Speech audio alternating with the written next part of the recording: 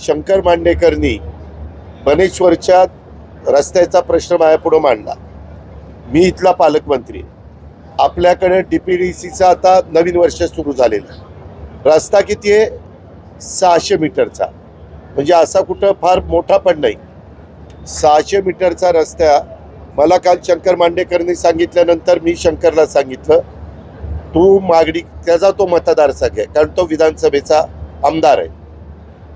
मागच्या आमदारांनी तो लक्ष द्यायला पाहिजे होतं, त्यांनी दिलं नाही।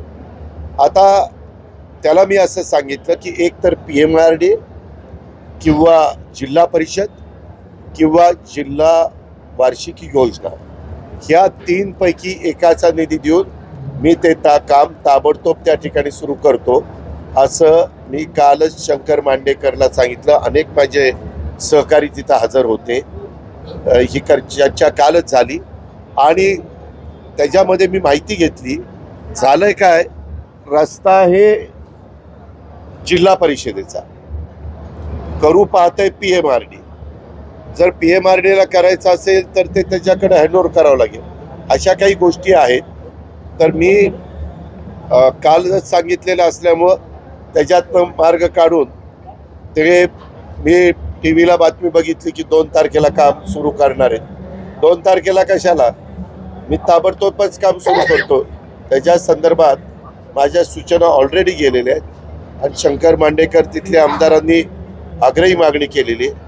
आमच्या राष्ट्रवादीच्या कार्यकर्त्यांची पण आग्रही मागणी, त्याच्यामुळे मी तो रस्ता करणार। खासदार उपोषण करून त्याच्यामध्ये स्टंट करताना पाहिलं जातं। नो कॉमेंट्स त्याच्या संदर्भात। मी पण आज 35 वर्ष काम करतो, तुम्ही पण मला बघितलेलं आहे। 600 मीटरच्या रस्त्याकरता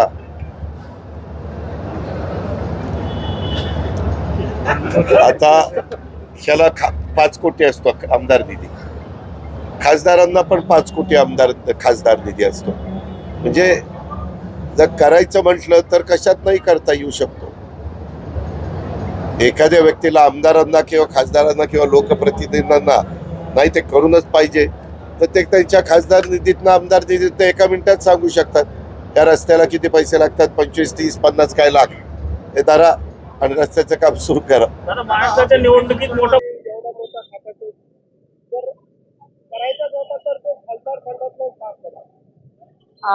तुमच्या मी खूप विनम्रपणे हे म्हणू इच्छिते, बाईट दाखवणार असाल तर पुरी दाखवा।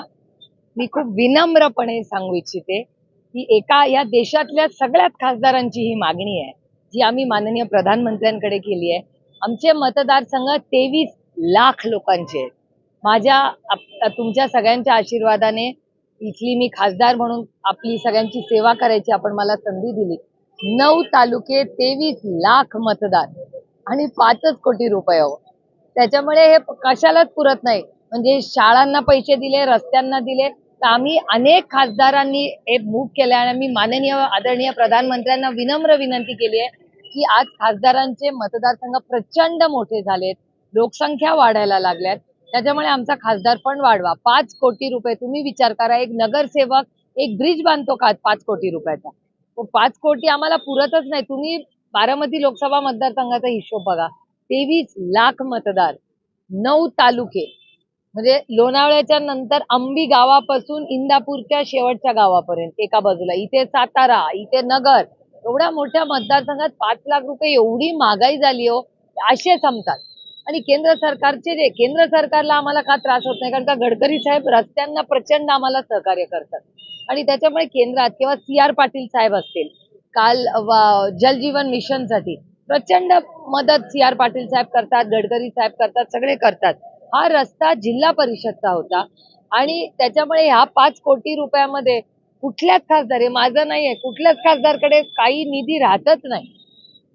आज महावीर जयंती आहे आणि आज पवार कुटुंबियामध्ये एक आनंदाचा क्षण आहे। जय पवारांची एंगेजमेंट होती, आपण या कार्यक्रमाला हजेरी लावणार? हजेरी नाही, मला सुनेत्रा वहिनींचा फोन आला होता, मला आमंत्रण दिलेलं आहे, अर्थातच आमंत्रण दिल्यावर जाणारच। पवार कुटुंबियापैकी कोण असणार याची मला माहिती नाही। सदानंद सुळे, सुप्रिया सुळे आणि रेवती सुळे जाणार आहेत का? तर जाणार आहेत।